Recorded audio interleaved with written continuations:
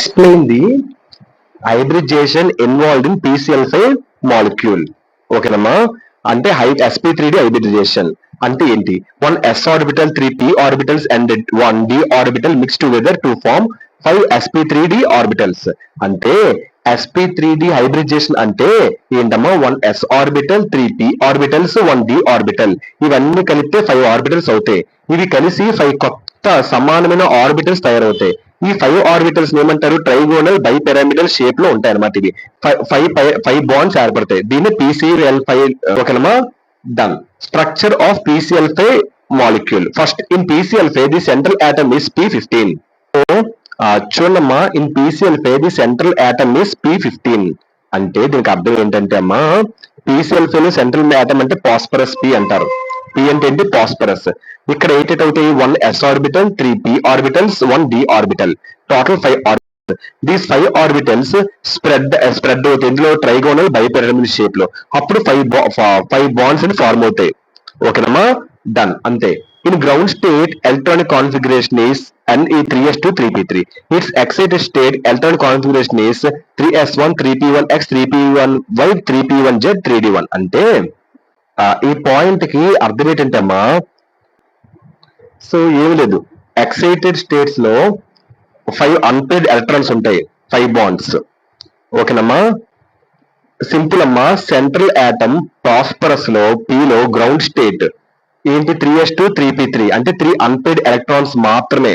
ఓకేనా, P3 కాబట్టి 3 bonds మాత్రమే ఇవి చేయగలవు. ఓకేనమ్మా, డన్. అలాగే ఇవి కానీ PCl5 లో మనకి 5 బాండ్స్ కావాలి. అందుకే ఎక్సైటెడ్ స్టేట్ కి మనం గ్రౌండ్ స్టేట్ నుంచి ఎక్సైటెడ్ స్టేట్ కి వెళ్తుంది. ఎక్సైటెడ్ స్టేట్స్ లో ఇక్కడ మనకి 3d కి వెళ్తుంది. ఓకేనా, 3d వరకు వెళ్తుంది. కాబట్టి ఇక్కడ 3s1 3p3 3d1. ఇప్పుడు 5 అన్పేర్డ్ ఎలక్ట్రాన్స్ వచ్చాయి కాబట్టి 5 బాండ్స్ ఇది చేయగలదు ఎక్సైటెడ్ స్టేట్. ఎక్సైటెడ్ స్టేట్స్ అంటే 5 అన్పేర్డ్ ఎలక్ట్రాన్స్ అంటే 5 బాండ్స్. ఓకేనమ్మా, done. Next, in its excited state the central p atom undergoes sp3d hybridization. So excited state లో central p atom undergoes అంటే excited state లో p atom 1 electrons లో 1 electron s లో 3 electrons p లో. ఓకేనా, ఏంటి? s లో 1 electron, p లో 3 electrons, మళ్ళీ d లో 1 electron. సో మొత్తం 5 అన్పేర్డ్ ఎలక్ట్రాన్స్ అనేవి ఉంటాయి. ఇప్పుడు ఇవి కలుస్తాయి, మిక్స్ అవుతాయి. అప్పుడు 1s 3p and 1d. ఇదే 5 ఇవి కలిపితే 5 sp3d హైబ్రిడ్ ఆర్బిటల్స్ అవుతాయి. ఓకేనమ్మా, next. Central p forms 5 sp3d orbitals, hybrid orbitals, and each sp3d orbital contains 1 electron. అంటే హైబ్రిడైజేషన్ తర్వాత p లో 5 sp3d హైబ్రిడ్ ఆర్బిటల్స్ అనేవి తయారవుతాయి.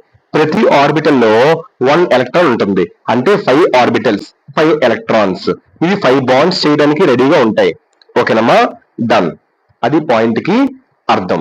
Next, 5 sp3d orbitals of p overlap axially with 3pz orbital of 5 cl atoms to form 5 sigma bonds. అంటే ఇప్పుడు ఈ point కి అర్థం ఏంటంటే అమ్మా, ఫాస్ఫరస్ దగ్గర 5 sp3d ఆర్బిటల్స్, ప్రతి దాంట్లో 1 ఎలక్ట్రాన్.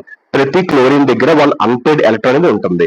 ఇప్పుడు ప్రతి p ఆర్బిటల్ లో ఒక Cl ఆర్బిటల్ తో ప్రతి p ఆర్బిటల్ ఒక Cl ఆర్బిటల్ తో ఓవర్లాప్ అనేది అవుతుంది.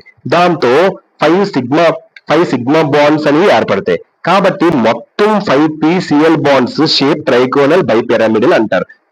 Shape of PCl5 is trigonal bipyramid and the bond angles are 120 degrees and 90 degrees.